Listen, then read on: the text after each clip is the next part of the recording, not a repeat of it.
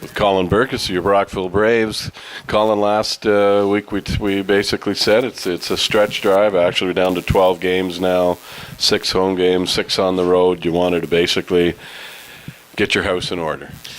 Yeah, 100%. We have the players that we're going to have throughout the final stretch here. Everything we deal with is in-house. We do watch the other team. We do prep for their tendencies, but I think the lion's share of our prep time needs to be spent on dealing with things that we can control, and we've started to do that. I'm impressed with the direction of us.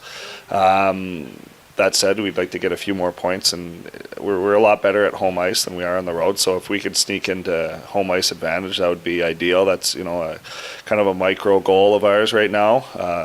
But the big thing is just get healthy and be playing better every day that we come to the rink.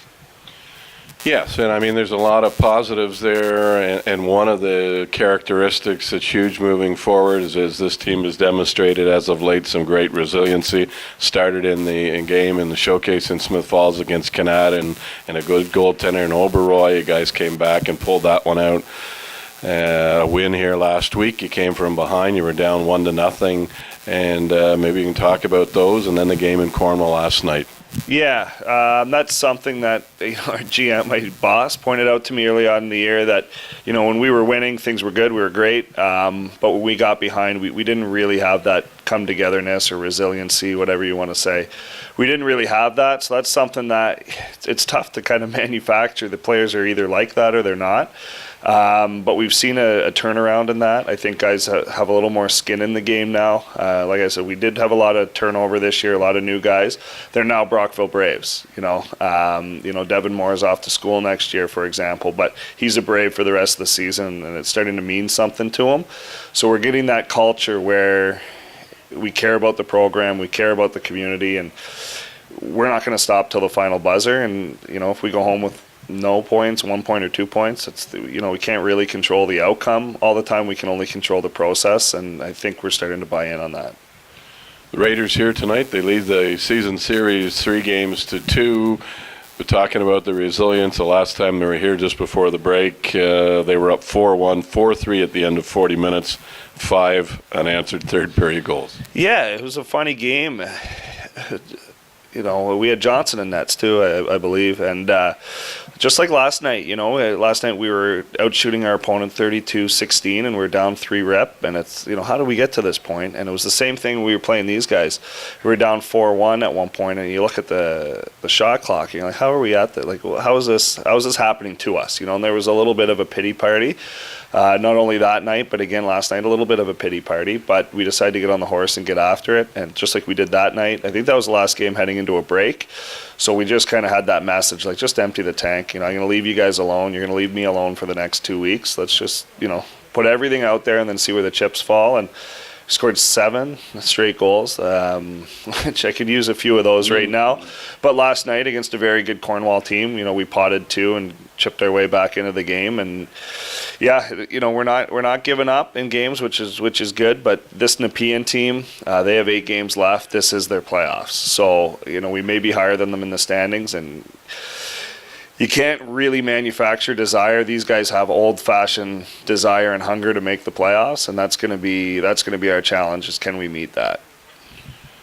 Going back to Cornwall last night, it appeared that you had a pretty good start in that game, but you're down a goal. Yeah, we played very well. The rookie defenseman had a blunder, and it ended up in our net kind of before we knew what was going on.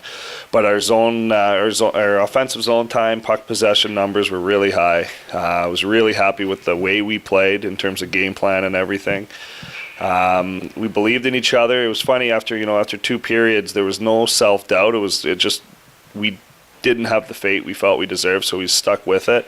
I guess the disappointing thing was obviously not getting a point out of the game, and then down the stretch, I thought there was a little bit of ticky-tack nonsense. Guys went on their own page to be the hero, which is nice that they wanted to be the hero and everything, but the deviation from our game plan was a little bit frustrating, so just got to make sure that doesn't present itself early tonight. Stretch drive, the Bears back-to-back, and then Ottawa back here next Friday night. That's a challenge. Definitely Smith Falls is nowhere near as poor as that 12-game stretch that they had. It seems like that losing stretch has come for everybody in this league this year, really, other than Carleton Place. It's come for everybody at one time or another, so we have to have a healthy respect for them. They've got a lot of good players. I think one of the league's leading goal scorers is on that team.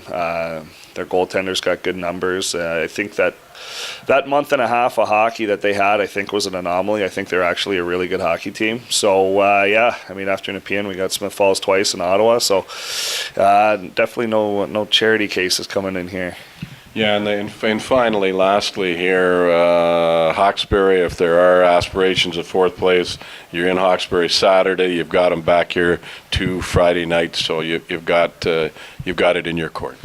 Yeah, 100%. I mean, 12 games is enough one way or another. Whether we want to climb up or whether we want to hang on and just barely make the playoffs, it's in our hands. We have 12 games. It's not like we're sitting on the sidelines watching what everyone else is doing.